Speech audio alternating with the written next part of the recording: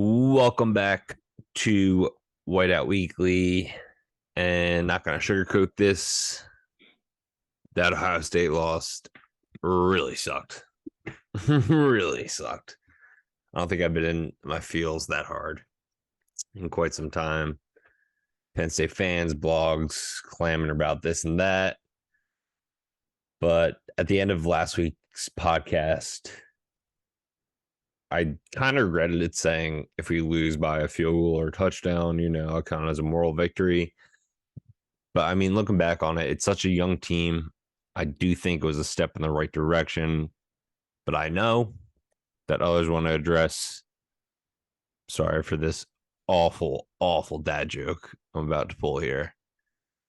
A lot of fans want to address the Allerfint in the room. That was so bad. That was so bad. AKA Drew Allar. A for effort. Yeah, I'll take that. So dad jokes are all about the effort. The number one QB prospect coming out of high school is just sitting on the bench behind Sean Clifford. But before we dive into that game, let's go around the trenches, aka around the Big Ten. And Dave, I think the biggest news came from something we talked about when we played Michigan, the tunnel situation. Yeah, Tunnel Gate round 2. This time 2.0. So can't remember for the life of me the name of the Michigan State player, but basically he deserted his team after the game and followed the Michigan, you mean? No, it was a Michigan State player. Or I'm sorry, yeah, Michigan. Sorry, I had that backwards. Yeah, Michigan player basically deserts his team to follow the Michigan State team towards their locker room. Couldn't see what was said. I know ESPN had a couple different camera angles, and then ends up pretty close to getting jumped by a handful of close to getting jumped. Yeah. I'd say that would be the dictionary definition of jumped. The Merriam-Webster definition of jump, but so definitely a lot more intense than the Penn State altercation that they had in that tunnel. So continues to be a hot topic, especially when you're talking about stadiums and renovations, potential of Big Ten stadiums, other conferences hosting college football playoff games as the playoff expands. But yeah, definitely an interesting scene there. With what happened there.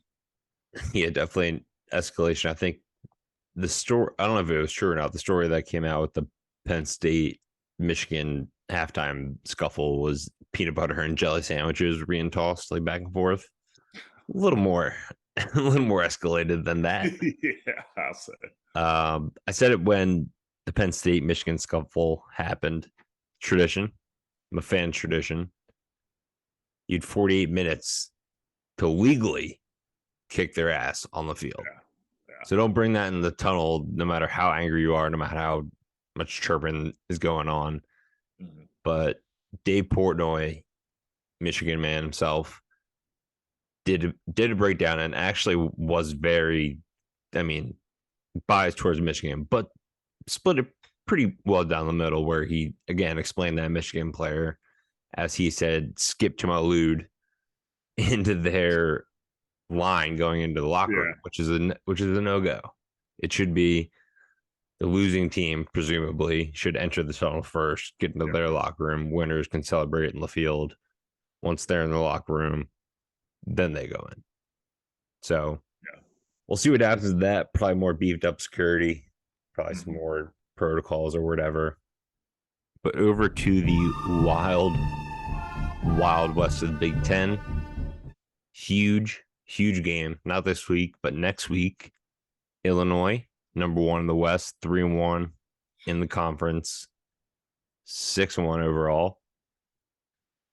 They will host number 2 in the West, the Purdue Boilermakers, 3-2 in the Big Ten, 5-2 overall. Correction, 5-3 overall. But I did develop somewhat of a. Do you watch South Park?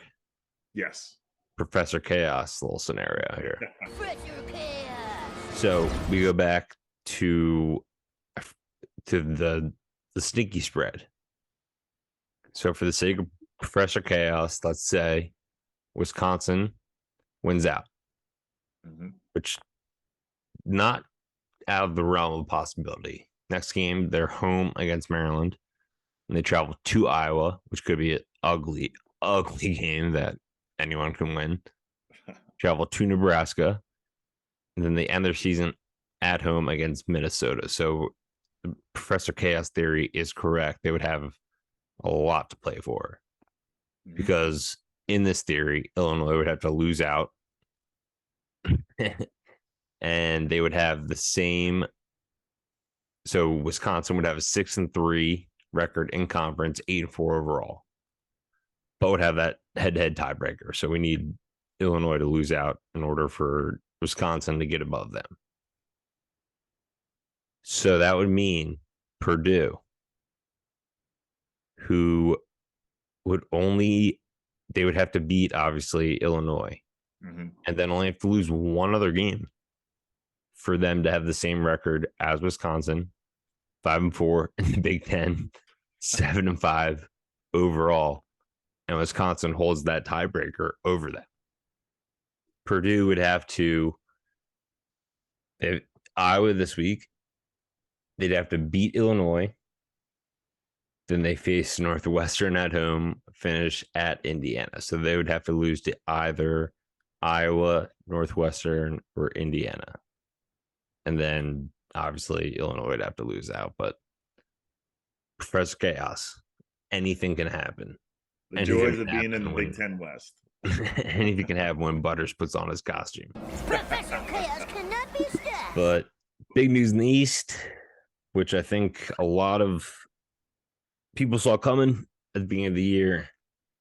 The Big Ten is going to come down to Michigan and Ohio State, as Penn State lost that. I would consider it heartbreaking, 44-31, even though it was the ending score is a lot closer than it really should have been. That 2-minute period where Ohio State scored 14, 17 points. The one bright spot I do want to point out is Parker Washington. Kid has been balling. Among all Power 5 receivers, 18 catches, first. 249 yards, third among all Power 5 receivers. 104 yards after the catch, that's fourth. And 6 missed tackles forced after a reception. That is, again, fourth. So shout out CP Dub. He's crushing it. Draft stock certainly rising. But we'll go into the turmoil that was JT Tuimoloau. I'm still having nightmares about. Anytime I sleep, it's just him flashing in my face, just picking something off or stacking somebody. I've never seen we talked about it last week how one college player can literally take over a game, but I've never seen a defensive player take over a game like that. And the coaching staff to do nothing about it. It was crazy. I saw clip after clip of him just, and no offense to Tyler Eifner, like that kid's a freak of nature, a literal freak of nature. Like he is bred to sack quarterbacks and intercept passes. So like, what was the coaching staff doing? They were seeing the same stuff we were. Why didn't they help them? Yeah, I mean, for Tuimoloau, on the year, the stats necessarily haven't been there, but the talent is very evident. I mean, Ohio State got this kid. He's a West Coast kid. Recruitment came down to the wire, and they plucked him. So they knew exactly what they were getting in him. To your point, the interesting thing is over the last couple weeks, I know in Minnesota, Yurcich utilized the tight ends a lot more and even did in this game as well. But the week prior, when the reporter, the media is asking, hey, where's the tight end involvement? And he took the time to explain, hey, where we're lacking on the offensive line, we're having to utilize these guys to help chip and help. And we just didn't see that at all. So it's talking out of his ass. Like, well, come on, man. 3 weeks ago. And when you needed it most, where the hell was it? So that was for sure frustrating. But yeah, the absolute game of his life that Tuimoloau played. And like you said, anytime I'm throwing a water bottle in a trash can now, I'm thinking it's going to get fucking swatted down. So So the thing that beginning of the game, I think the first interception, let's just jump right into Clifford. Yeah. First interception, I'm going to say that's not his fault. Right? That pass gets bad in the air. Interception. Yeah. I'll give you one. That second one. That's when the remote almost went through the TV. I was like, takes the snap, stares down Katron Allen. JT's blanketing him, literally blanketing him. And he's like, you know what? I'm going to fling this in here as hard as I can. And I was just like, what is going on? Are you even reading any other routes? Like, are you just honing in on one specific person? So that's where because I've tried to maintain positivity and belief in Cliff, but that's where I lost it. Absolutely lost it. Yeah. Especially as a 6-year quarterback. This is your 4th time playing Ohio State, and you call it first grade level read progression as a quarterback. High school level. You just can't do high school. Middle school level. There's no reason there's not much that. passing in middle school. A lot of sweeps and just HB sweep guts. Right or left.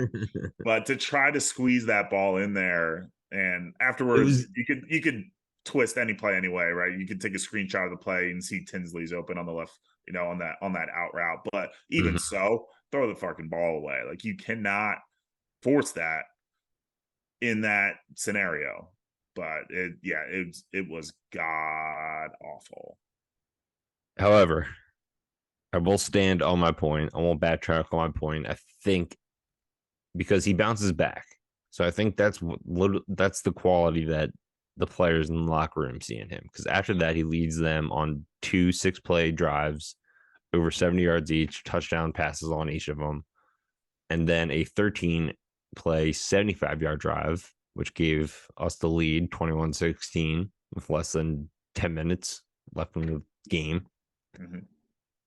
And then all hell broke loose. I mean, even on that sack fumble, it was the right tackle lined up against JT.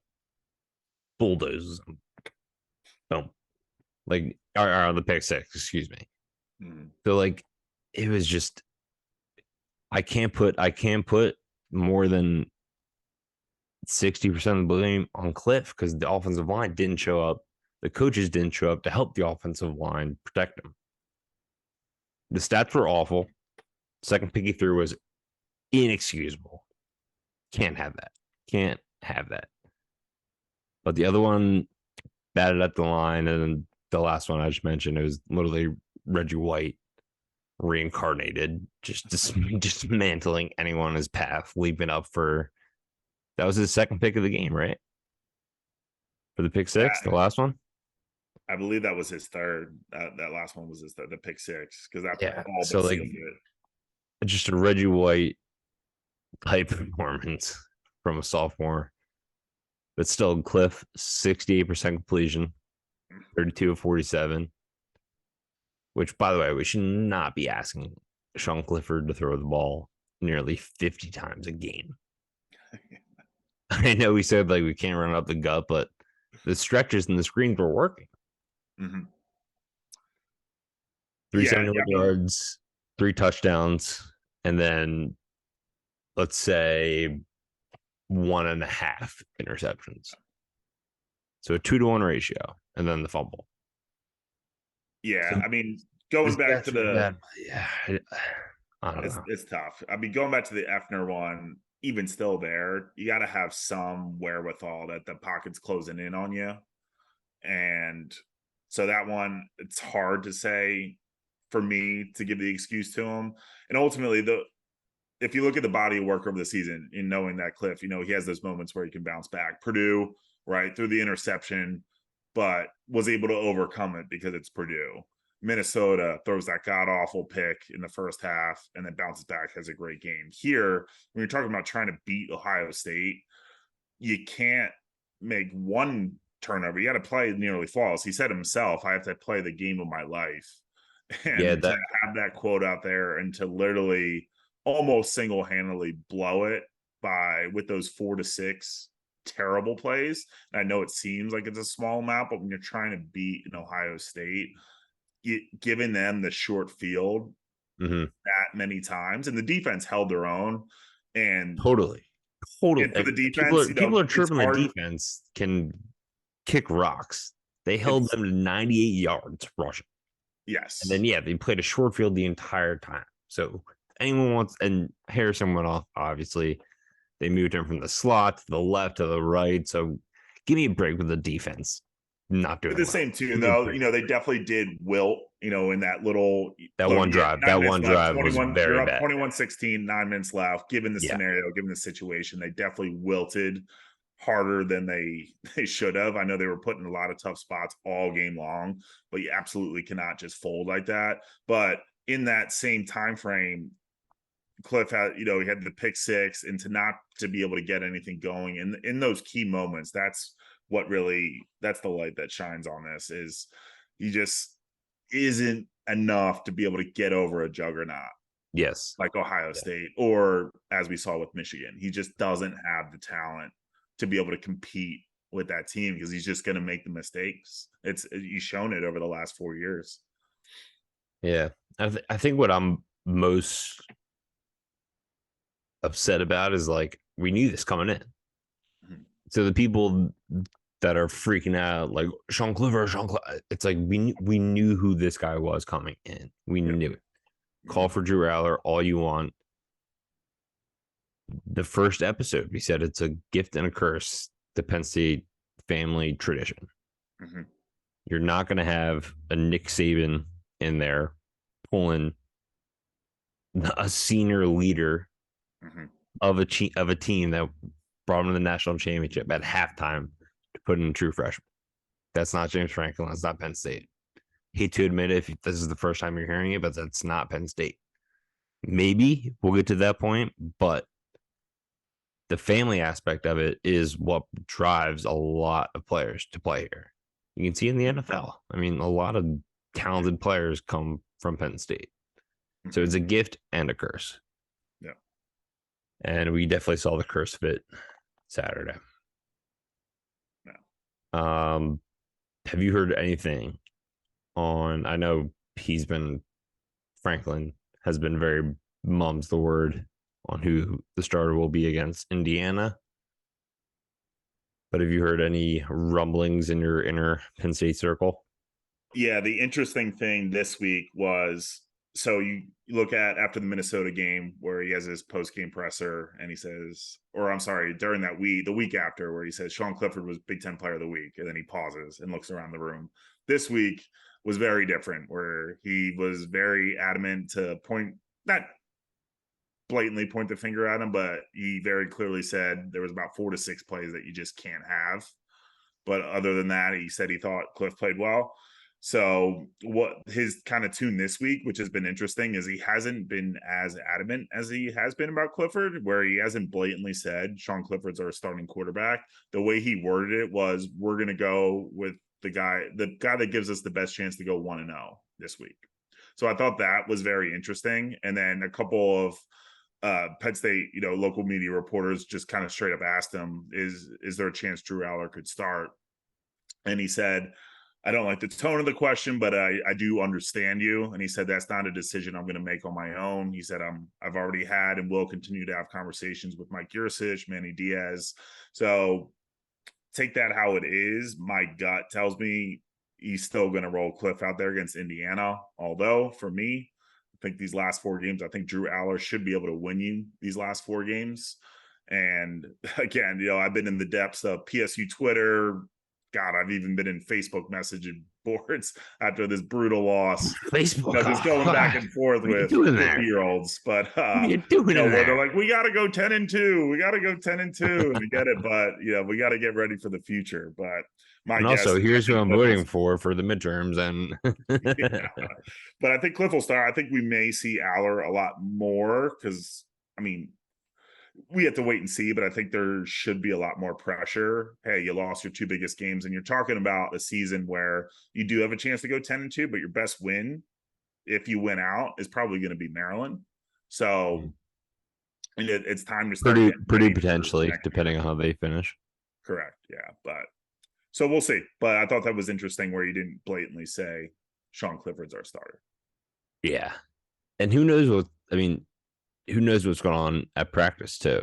Drew might not have an entire grasp of the playbook yet, might not have that chemistry, timing with the receivers. So maybe that's why we haven't seen him as before. Obviously, before the Ohio State game or Michigan game, like many wanted to see. I'm not, by the way, I'm backing Sean Clifford. I'm not hating on Drew Allar whatsoever. This is just me sticking to my original take that I think Sean Clifford has that dog in him. He can fight back. But yeah, I've said it time and time again, he is what he is. So just want to put that out there. I'm definitely, I don't know.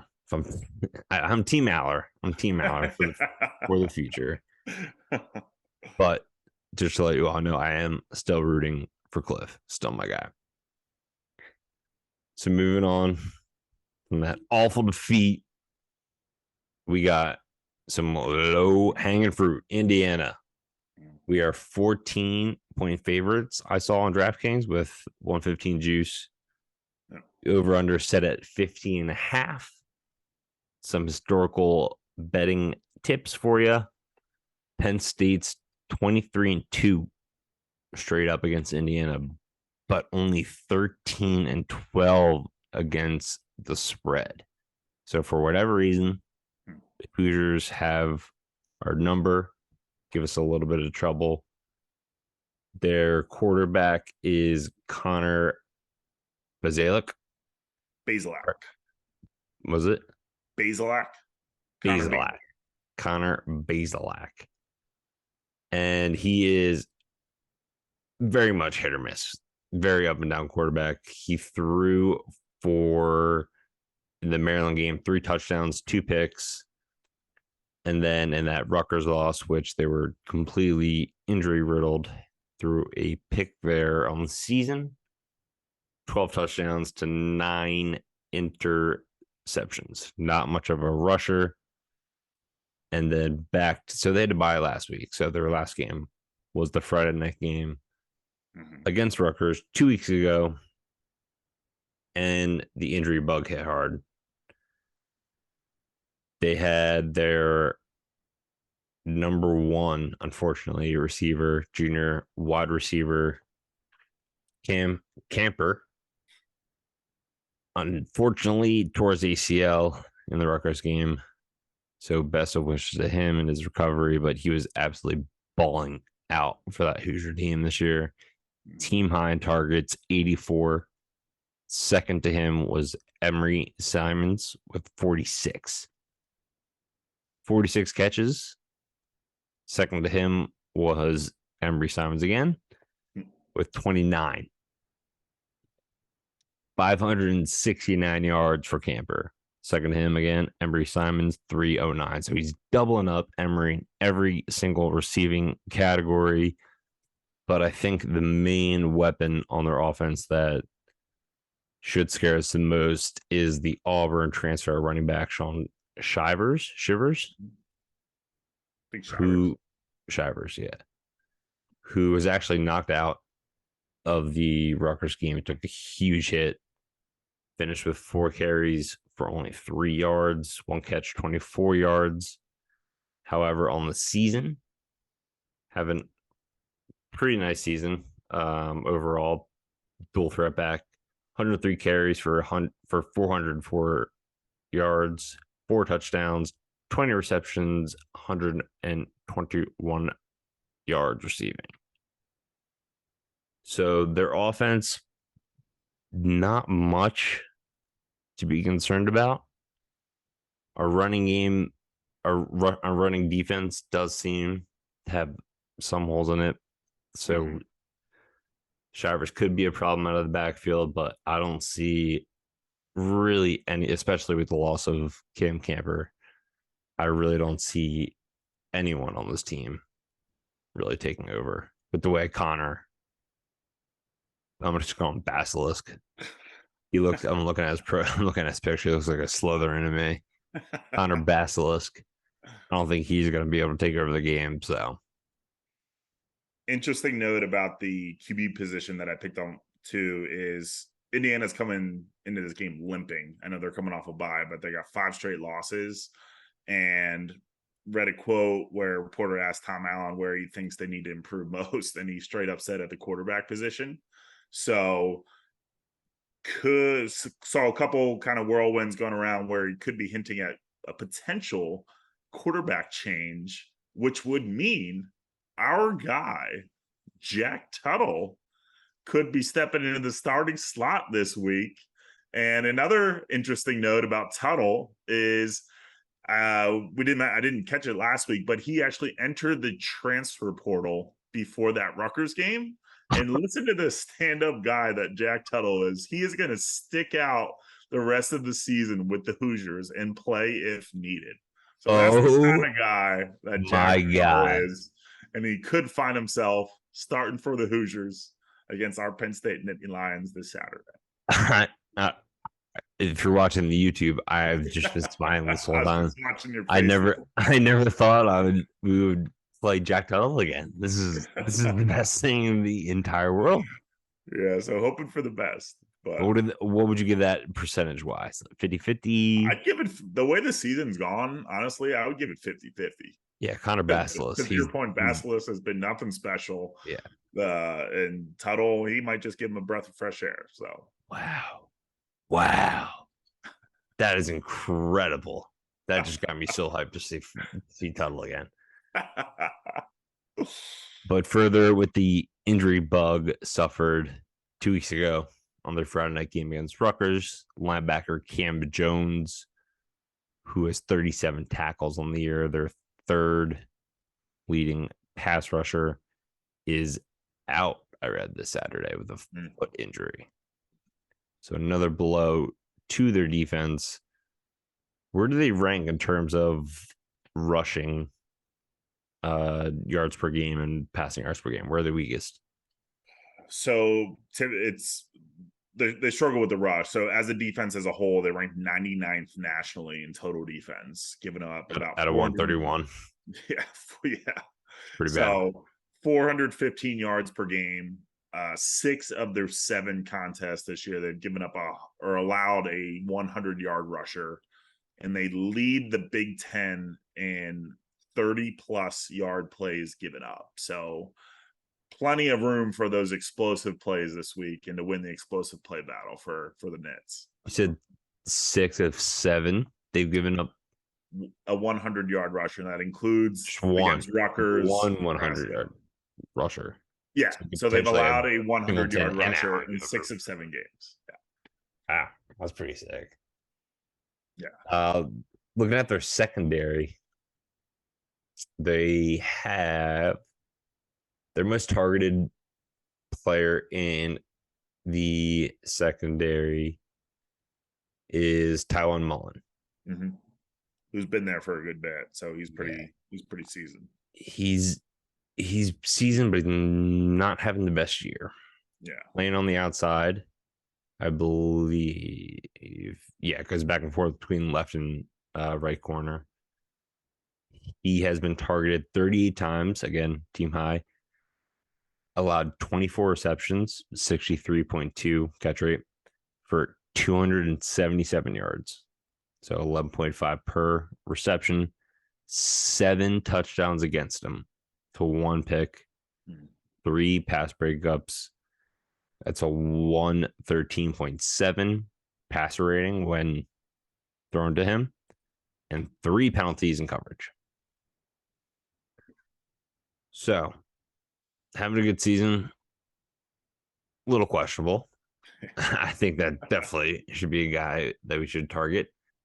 And then on the other side, I think Noah Pierre plays in the slot. And then Jalen Williams is their other outside corner, who is 6th on the team in terms of targets thrown at him. 20 targets. He's allowed 12 catches for 164 yards, 1 touchdown, and 3 pass breakups. So between those two on the outside, I'm going with Door A, the guy who's led up 7 touchdowns on the year. These days in college football, I was going to say, if you're there for all 4 years or longer, it's probably because you're not very good. Yeah, that's 100% true. And then you're letting up 7 touchdowns with the most penalties and pass coverage on the team. So I'm going to call for a huge day for Mitchell Tinsley. I'm going to go with that. Okay. Parker Washington has shown out. I mean, that kid has been killing. I love watching him play.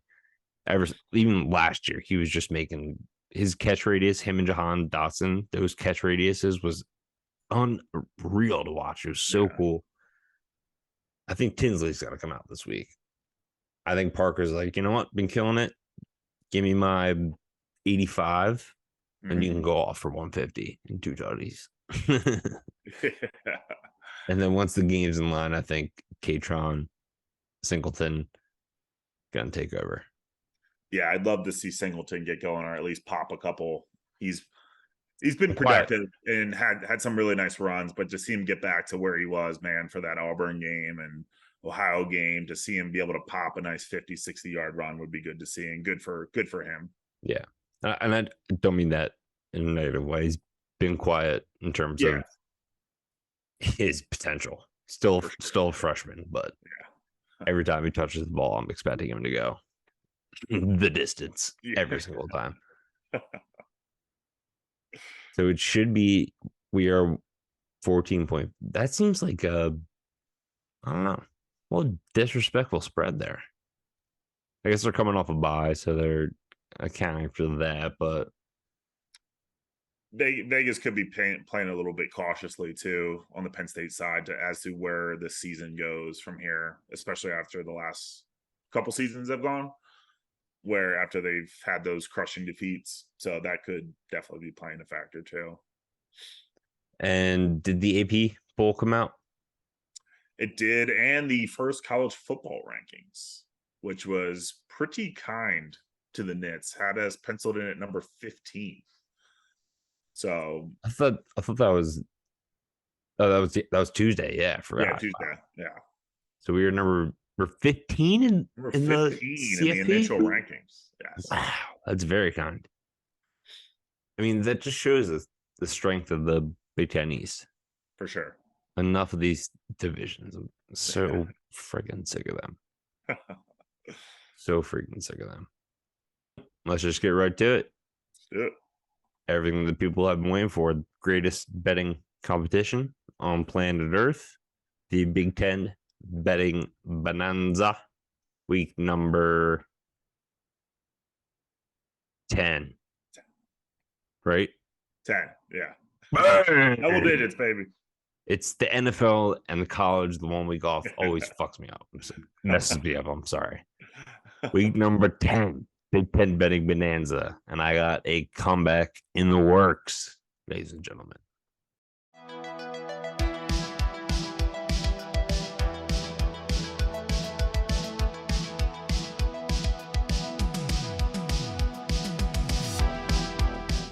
And we are back, week number 10 of the Big Ten betting bonanza.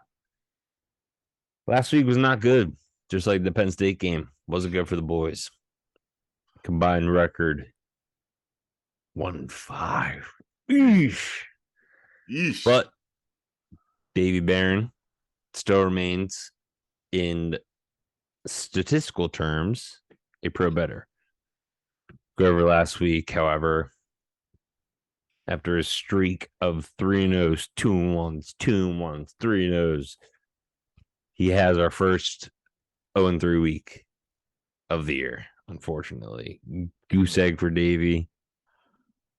Lost the under in Northwestern Iowa, which who could have saw that coming? 37.5. I honestly thought that game was going to be 6-3. It was too obvious. Yeah. A little too obvious, a little sticky. Lost the under 62 in Penn State, Ohio State, which that last touchdown I'm sure did not. I mean, probably felt good in your heart, but not in your wallet. Nope. And then you had the bold move, which in retrospect, I'm kind of glad you took that from me because my one win came from the game that you took, the Nebraska money line, which lost. Swing and a miss. That what was the game? Was that the week 9? Yeah, that. Yeah, so that freaking Nebraska game, 26-9, dude.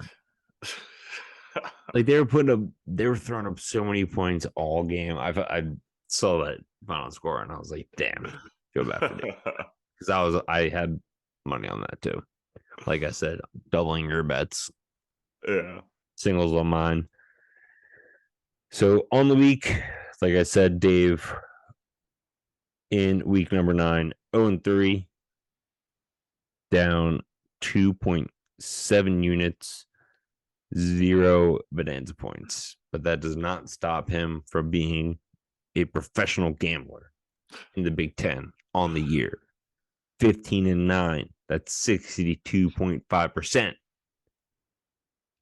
Plus 6.85 units and 21 Bonanza points.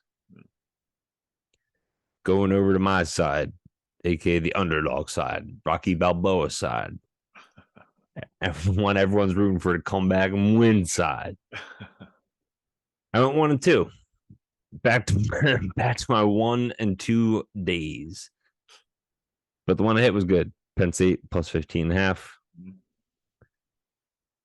This one stung. I did the research. This is my 4th bet this year. I've lost by 0.5 points.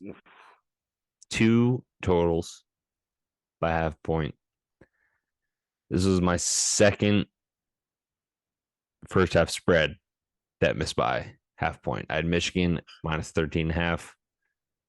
They were up 13-0 at halftime. So I lost that one. The other 0.5 I missed was Illinois, Iowa, when Illinois won 9-6, and I had 3.5. That, I mean, I could not be having a more cursed season. I don't know what I did before, but I need to get my chakras going, my Reiki going, something to get rid of these demons. And then the ultimate demon just flew through my body, basically exercised me to take Northwestern plus 11. I don't know what I was thinking taking that game. Lost that. So my week 9, 1-2, down 1.1 units, but 1 Bonanza point. Today 0. So slowly climb back. But I fought to below 500 once again. I'm 11, 12, and 1 on the season, down 1.9 units, plus 13 Bonanza points to Dave's 21. So I'm only down 8. Couple money line bets, couple Hail Mary throws here and there. You never know what could happen. Dave, as always, you were in the lead. You go first. All right. Wow. Doesn't look like a lot, but I got him ready. Well, it's fresh on the mind. We just went through this game. Nits at Indiana. Sticking with my totals. Over 50.5. I think the explosive plays run wild in the Nits' favor here. I think they score at least 35 to 42 points. And I think Indiana will probably tack on a touchdown or two. and I think this over hits 50.5. So I believe you took the Penn State unders the past 2 weeks, right? I did. And those have lost. I know. Third time's the charm, baby. So they've gone because over. under and the whiteout didn't hit, and then Ohio State didn't hit. So they've been over the past 2 weeks, and now you're going for a third straight over. I'm going to change my first pick. I'm going to battle you in that. Oh. I'm going to go just because they've gone over 2 straight. Yeah. What are the odds? What are the odds of flipping a coin, landing on heads 3 times? Ooh. Not likely. I'm going to go Penn State, Indiana, under 50.5. I think we score. I think we get up to 24. I think we hold them to. I honestly do not see their offense doing anything in this game. To be completely repeat of last year. To be completely honest. So I'm going under. And I don't think we're going to hit 56 on our own, to be completely honest. Especially with Penninger's field goal kicking. I mean, that thing can go right down the middle, or it can go literally directly east or directly west. Yeah. Nothing in between. All right, so we got another battle on our hands. All right. Pick number 2, going Maryland at Wisconsin. You went through your chaos scenario for whiskey. Or I'm sorry, for whiskey. But I'm going to take the over in this one. I think Maryland's high-flying offense continues, and I think Wisconsin's boded well for me in the past, getting some points for me when it didn't seem like they would. But this one's also at 50.5. Seems to be the trend this week in the Big Ten. But I am going to take the over in this one as well. Over 50.5. That's the November total, 50.5. Mm-hmm. Is Talia? I believe he is back, or good to go rather. So I think he's. They definitely had to buy it last week, I believe. Believe so. I didn't see them on the schedule at all. Yeah, they had to buy. Yeah, okay, that's a good pick. The total man's back. I'll stick with that game. Like we said, the Wisconsin chaos could happen. And the Professor Chaos, the Joker in me, wants to take Wisconsin -5. What the hell? What is what these Wisconsin stank spreads do? Oof, yeah. -5 against a Maryland team that's coming off a bye. And is also no slouch. They're 6-2, 3-2 in the Big Ten. So for me, that game just screams Wisconsin -5. But I'm going to go ahead and take Maryland first half money line +140. How about that for a bet? Giddy up. And I don't know if you want to count that as a +1 or a +3. Because it is only the first half, so +140. Let's mark it up as a +3. You're in the lead, so yeah. Thank you. You're a generous God. You were a generous God. So that is Maryland at Wisconsin. First half spread. Maryland winning +140. Money line. And your final pick. Final pick. So sticking on the chaos train, and this could go south and get ugly, but we got ourselves a primetime Big Ten matchup in Piscataway on the Big Ten Network.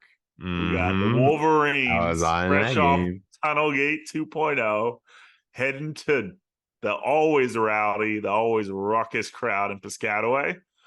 Rutgers Scarlet Knights, the disrespect, getting 26 at home. I think Michigan wins this game. I don't think there's any sense of the world where they could get upset here, but I think Rutgers covers. the plus 26. Like I said, I'm going out on a limb here. I could look really stupid next week, but I'm going to take the Scarlet Knights plus 26. I took that award. Don't try to take that from me. I had Northwestern plus 11. All right, that award is mine. Rutgers. I looked at that game, and then I remembered the 3 or 4 times I bet Rutgers, and they failed me every freaking time. So I won't do it again. But I do like that pick. How many tunnels does Rutgers Stadium have? I think they got 2. I could throw them off. Good, yeah. It might be a little change. Okay. So my last pick is going to be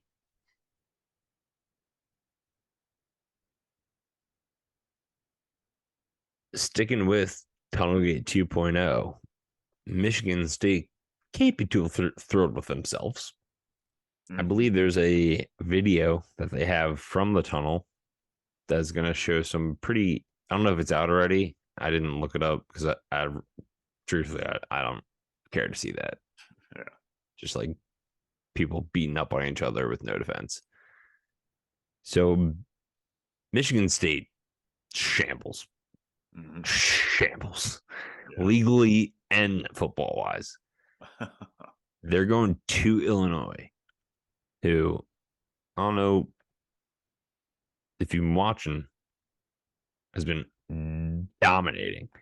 To go off that, Michigan State 97th out of 131 in the FPS and run defense, given a 168.6 on the ground. Chase Brown goes off for another 150 plus yard game. Spread is 16.5, which I love. 17, hit it right on the money. Give me that Illinois Fighting Illini to cancel all the chaos theory that I just put out there. Hey, if it doesn't hit, then we got chaos, baby. Minus 60. I could still win and not cover, but well, then yeah, I look like a genius either way because I either get the bet right or I get the chaos theory right. So right, it's absolutely right. Playing both sides here. So there are 3 picks for week 10 of the Big Ten betting bonanza. I'm not sure who you should trail or fade. Probably do your own research this week. Bet responsibly, as always. And as always, thank you for listening to us. We love talking Penn State football. We appreciate all of you for listening to us, supporting us on all of our platforms. And we're going to keep this rolling till the wheels fall off until the season's over. Thank you, guys. Thanks, guys.